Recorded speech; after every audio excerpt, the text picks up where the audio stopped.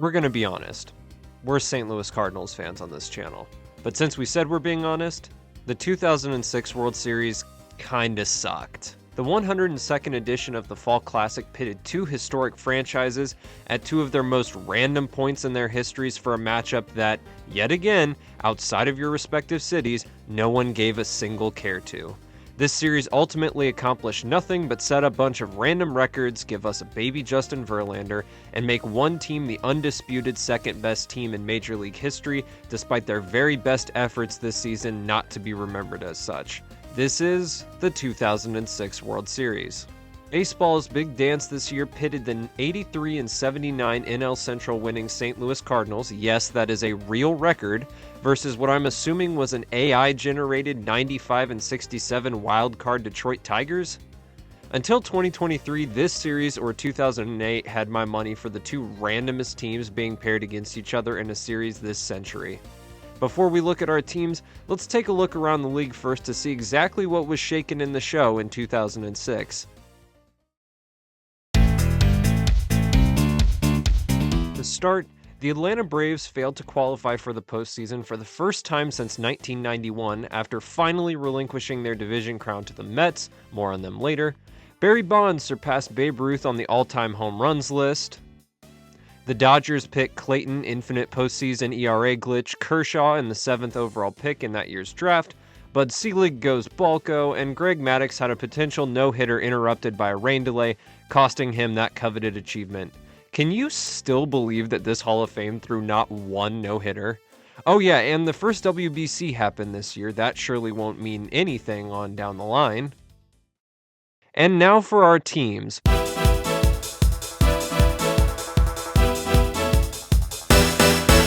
Representing the National League, we have the 83 and 79 St. Louis Cardinals. Let me say that again, 83 and 79. And they won the NL Central. Just look at this division. There were 6 teams competing, and 83 and 79 is the best someone could do. Good lord. The Cardinals were actually coming off 2 impressive seasons in 04 and 05 as they won 105 games in 04, their best record since World War II, before getting swept by the freaking Red Sox of all teams to lose in the World Series. In 05, the Cardinals won 100 games, but ended up falling to division rival Houston in the NLCS. Hey Lidge, Pujols still owns your soul. 2006 regular season for St. Louis was just a mess from start to finish. In the new Busch Stadium 3, they played some terrible baseball after starting the year 34 and 19, and just about everyone who was anyone saw some extended time on the injured list as the MV3 of Scott Rowland, Jim Edmonds, and Albert Pujols all took major hits throughout the season. Rowland was still recovering from a shoulder injury that wrecked his 2005 season. Edmonds got an infection and then had a concussion, which led to a nasty bout of post-concussion syndrome. And Pujols had missed some bouts here and there, yet still finished second in MVP voting and leading the league in OPS+. And the pitching this season, oh my word, the pitching was so awful. Top to bottom, up and down, not a thing went right for the Cardinals pitcher season. Where have we seen that before? We won't spend too much time on it here, but this was something atrocious. Go look through the Wikipedia article from this season and just be in shock at what all went down.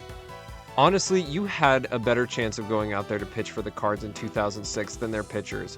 Notable injury came to who was once the star closer Jason Isringhausen, who actually went to high school with my dad, by the way, who had one of his worst seasons in 2006 and then injured his hip, opening the door for a little someone we'll get to later. The Cardinals somehow managed to drag their corpse into the playoffs after a miracle spark in September to go face the Padres in the NLDS. The Cardinals made the playoffs as the 3rd worst team by record to ever do so, and actually took care of the Padres with relative ease as Pujols would hit .333 in the series, and second-year catcher Yadier Molina hit .308 on their way to a 3-1 series win. The next series was the kicker, though, as they would have to face the daunting Goliath that was the 2006 New York Mets. As the Cardinals approached the NLCS, they were facing an opponent who was the opposite of them in just about every way. Dominant rotation, stellar hitting, devastating bullpen, and the best record in the National League. Oh, and did we mention that they had Carlos Beltran? Like, peak Carlos Beltran? And they also had Pedro Martinez too for literally no reason, but he got injured going into the postseason, so he did not make an appearance. All you need to know about this NLCS is that it is probably one of the most contentious playoff series ever made, as it was a titanic struggle between David and Goliath going down to a Game 7.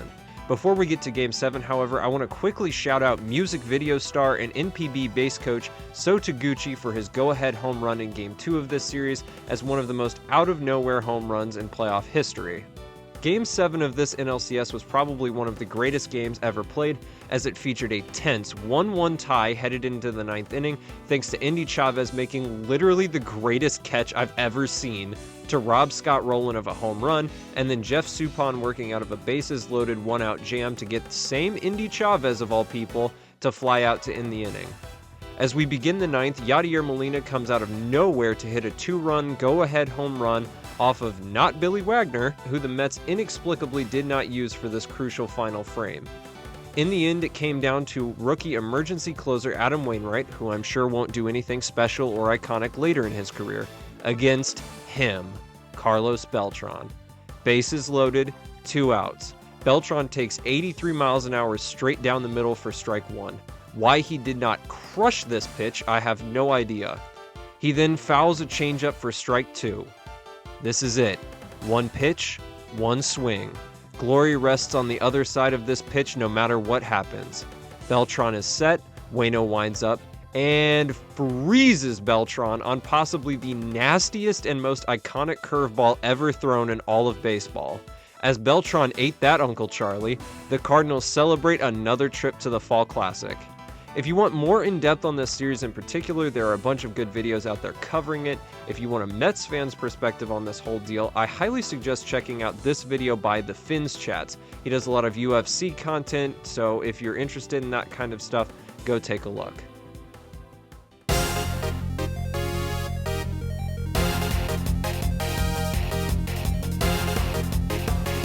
Over in the American League, we are represented by the Detroit Tigers, who went 95-67 and maybe the most boring and forgettable 95 win season you could have.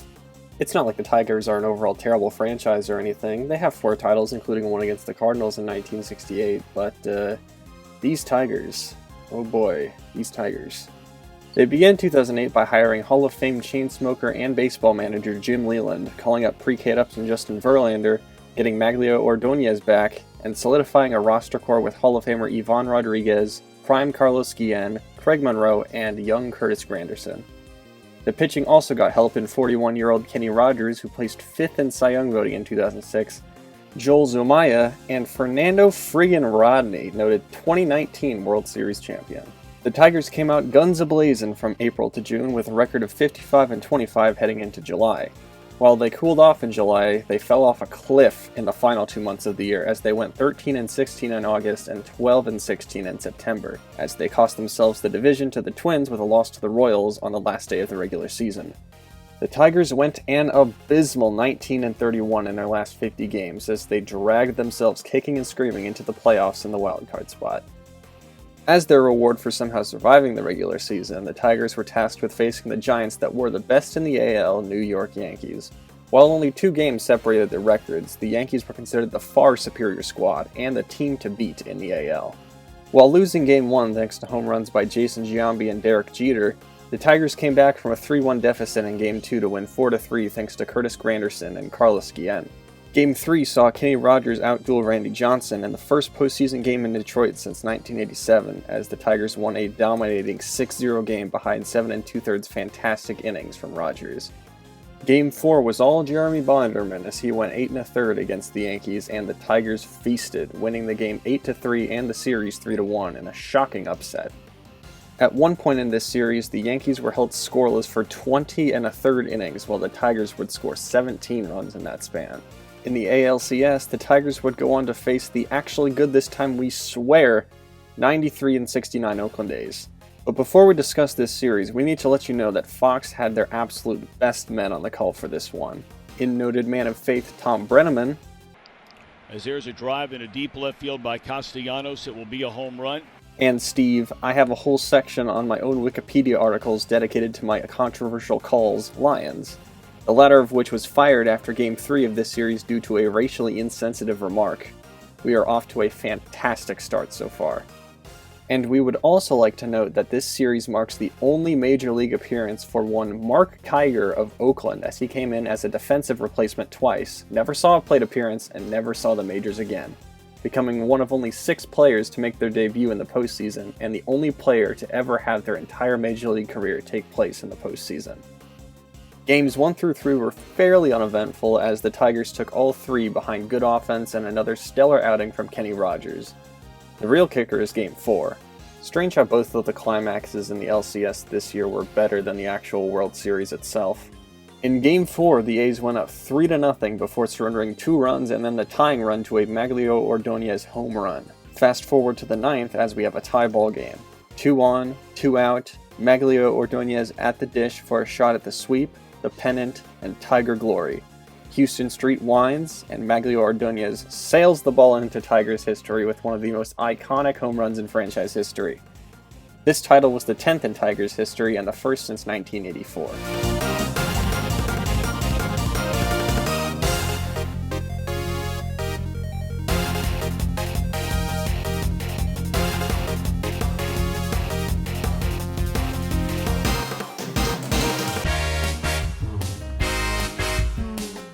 We open this series on the eve of history, as many historical feats and accolades come into play as we dawn on Game 1. Both Tony La Russa of the Cardinals and Jim Leyland of the Tigers were looking to become the second manager ever to win a title while managing in both leagues, behind Sparky Anderson. La Russa had won in '89 with the A's, and Leyland had won in '97 with the Marlins. This was the third meeting between these franchises in a World Series, as the Cardinals had bested Detroit in 1934, while Detroit returned the favor and spoiled the Cardinals' repeat in 1968. The Cardinals were looking to become the 4th team ever to win the World Series in the inaugural year of a new stadium, and the first since 1923. Finally, the Cardinals would enter the series looking to become the worst team by record to ever win a World Series. The stage is set, so here we go. We open on October 21st, Comerica Park, 8:03 p.m. Eastern Daylight Time for Game 1 in Detroit. Still pre-Kate Upton, Justin Verlander takes the hill for Detroit, going up against, hold on, let me check here, Anthony Reyes, a pitcher with a losing record, who's also a rookie? He has 5 wins on the year. 5! The worst for a World Series starter ever, La Russa. It's not 2022 yet. You can't be sleeping like this. Back to the game. As you would expect, Reyes would give up a run right away to the core of Detroit's lineup in the first, as Ordonez, Monroe, and Guillen all contributed to the game's first run. Reyes would settle down, however, and limit the damage. On the other end, Verlander would give up a shot to Scott Rowland, breaking time hitless record of 0 for 15 in the World Series in the process. As Reyes began to lock down, the Cardinals would pick him up in the third as Chris Duncan, son of then Cardinals pitching coach Dave Duncan, drove in Yadier Molina with a double. Real quick, just want to pay tribute to Duncan, who we lost tragically to brain cancer in 2019 at just the age of 38. With Molina on second and 2 outs with first base open, Verlander and the Tigers made the ridiculous decision to pitch to the reigning NL MVP in his prime with first base open and Jim Edmonds on deck. Pujols promptly crushes the next pitch as the Cardinals go up 4-0 now. Anthony Reyes continued to be an out-of-nowhere story for this game as he pitched the game of his life, literally, at one point retiring 17 in a row, going 8+ innings on 4 hits, 2 runs, and 4 strikeouts. This is the man that outdueled Justin Verlander, just for the record. This man. The Cardinals would go on to win 7-2 thanks in large part to a bizarre sequence of events in the 6th inning involving Tigers third baseman Brandon Inge. With runners on second and third, Inge has a ground ball hit to him where he bobbles, and when he attempts to throw home and try to save the run, he throws it way away, allowing for a run to score. As he throws the ball away, he doesn't see Scott Rowland rounding third base, and Rowland collides with Inge, who is standing in the field of play. As Rowland collides into him and rushes home, obstruction was called, resulting in the run counting. These strange plays allowed for 3 runs to score in the inning. The Game 1 blowout came as a shock to Detroit, with many fans lamenting the fact the Tigers' poor play was due to their having a week off in between games, as opposed to the Cardinals' 2 days. This game featured a Tigers pitching error, bag that for later, and marked the first time the National League had won a World Series game since 2003.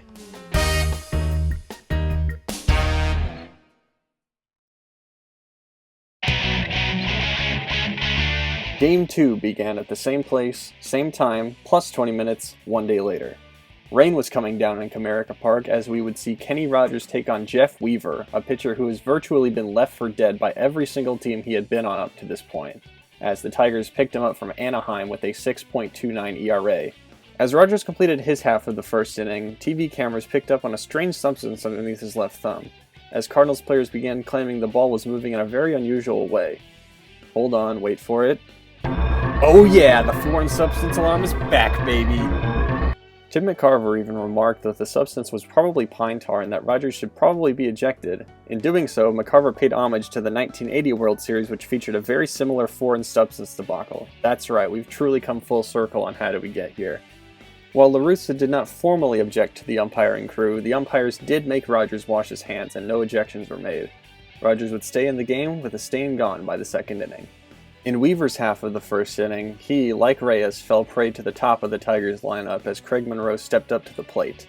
Monroe says himself in the 2006 official World Series film that he was looking first pitch fastball and that he was going to let it go.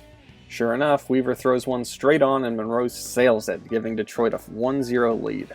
Carlos Guillen was a homer away from the cycle in this game as he and Sean Casey provided Detroit with 2 more runs to take a 3-0 lead heading into the 9th. Rogers had pitched a masterful 8 innings of 2-hit ball, extending his postseason scoreless streak to 23 innings in a monster performance, pine tar or not. The game was left in the hands of relief pitcher Todd Jones, who nearly blew the whole game away as, thanks to another Tiger pitching error, keeping track, Jones allowed for a run to score during a bases-loaded fielder's choice.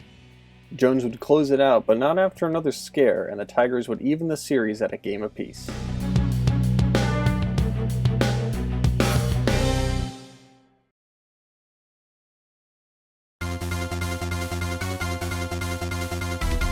We moved to St. Louis for Game 3 on October 24th. Chris Carpenter took the hill for the Cardinals, making his World Series debut after missing the 2004 World Series due to injury. Oh, Rogers puts up 8 scoreless innings to shut out the Cards? Well, here comes Carpenter to return the favors. He goes 8 incredible innings on just 3 hits, 6 strikeouts, and 0 counts that went to 3 balls. Detroit would have 0 answers all night, with only a singular runner making it to second base. Jim Edmonds would hit a 2 RBI double in the 4th, and then Tigers relief pitcher Joel Zumaya, a man who at one point had to miss part of the postseason due to a wrist injury from playing Guitar Hero, this is real, would give up another 2 runs on yet another Tigers pitching error. Zumaya would attempt to throw to Brandon Inge at third, but overthrew to him on a routine ground ball, allowing for 2 runs to score. STL added another run in the 8th thanks to a wild pitch, and the game was won 5-0.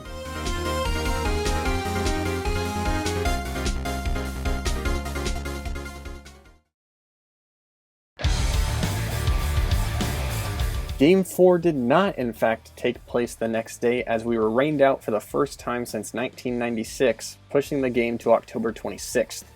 NLCS hero Jeff Suppan would take the hill for St. Louis against Jeremy Bonderman and continued St. Louis's woeful pitching trends as he would surrender a home run to Sean Casey, allow Casey to get another RBI, and then allow future Hall of Famer Pudge Rodriguez to drive in Carlos Guillen for a quick 3-0 hole.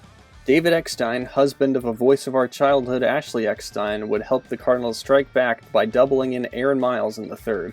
Miles had the honor of taking the first stolen base by either team in this series. Yadier Molina would double in Scott Rowland to continue cutting the deficit in the 4th, making it a 3-2 ball game. Both teams would go silent until the bottom of the 7th, where Eckstein would again double, this time over a slipping Curtis Granderson in the still-soaked Busch Stadium outfield. So Taguchi was up next and was called upon for a sac bunt, but instead Fernando Rodney overthrows first base on the fielding attempt and allows Eckstein to tie the game with yet another Tigers pitching error. Preston Wilson would then single in Taguchi later in the inning to give the Cards a 4-3 lead. Adam Wainwright was then called upon for the 6-out save, only to blow it right away as Inge would double to score Pudge Rodriguez and tie the game back up at 4. Never fear, Eckstein is here as he comes up in the Cards half of the inning and hits another double, this time straight over Craig Monroe's glove on the slippery outfield grass to score Aaron Miles and take the lead yet again. This time Wainwright would hang on in the ninth and he would take home the win despite blowing the save.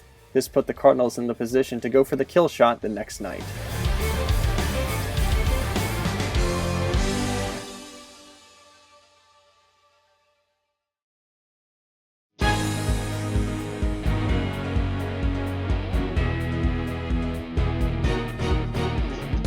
Game 5 was nearly delayed as well due to weather, but the rain subsided long enough for us to begin on October 27th at 7:27 p.m. Central Standard Time. Jeff Weaver would take the hill against Justin Verlander for a potential series-deciding game. Verlander would begin the game by throwing a 35-pitch scoreless first inning where he walked 3 and had 2 wild pitches. This is known as an average start for most pitchers today. The second inning got hairy for Verlander as after getting 2 outs after a Yadier Molina single, David Eckstein appeared to hit a grounder to third, where Inge instead threw the ball away at first base, allowing Molina to score and Eckstein to be safe. This was Detroit's 7th error of the series, and it ensured there would be at least one Tigers error in every game. Also in the second inning, the broadcast mentions that Verlander was relaxing in the clubhouse before the game by playing a baseball video game on his PSP, which is a very mid-2000s sentence. According to Verlander, his performance in the video game was not very good as he, quote, gave up a home run in the 8th and lost. He said he hopes the real-life game would turn out differently. Unfortunately for Verlander, those errors were not helping his cause. Weaver, while moving, ended up surrendering a Sean Casey 2-run home run in the 4th, putting the Cardinals down 2-1. Not to worry, as St. Louis responded with back-to-back singles to start the bottom half of the inning. Jeff Weaver would step to the plate, shout-outs to the old National League, baby, and attempt a sac bunt to try and get the runners over. Weaver bunts it back to Verlander, who picks it up and throws the ball straight into left field over Brandon Inge for another Detroit Tigers pitching error, giving us the bingo for the series and scoring Taguchi for a tie ball game. David Eckstein then steps up and, while grounding out, is able to score another run off of a fielder's choice, giving the Cardinals the lead back. While Detroit would threaten at times, Weaver would shut them down as he tossed 8 innings in the literal game of his life, against his former team no less. Scott Rowland would single in Eckstein in the 7th for an insurance run, and to the bottom of the 9th we will go. Adam Wainwright was once again tasked with closing the game, and with first and third with 2 outs on an 0-2 count, he did just that.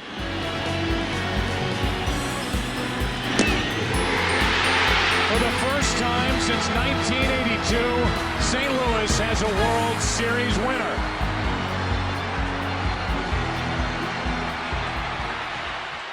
Brandon Inge would strike out, which, why was it always Inge in this series? To give the Cardinals their 10th title and their first since 1982. This final image here would be the start of one of baseball's greatest bromances, as in 2022, Yadier Molina and Adam Wainwright would set the all-time battery mates record in Major League history, completing their arc together. So Taguchi became the first Japanese-born player to be on the field when his team won the World Series, and he would eventually find his way to the Phillies in 2008, where he would win another ring despite not technically playing in the series, making him the only Japanese MLB player to this point to win more than one title.